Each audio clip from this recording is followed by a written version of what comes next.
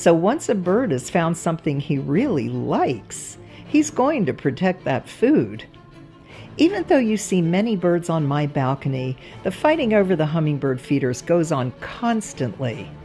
If you are trying to deal with territorial hummingbirds at your own feeders, try creating more territories so the bully birds can't protect all of them.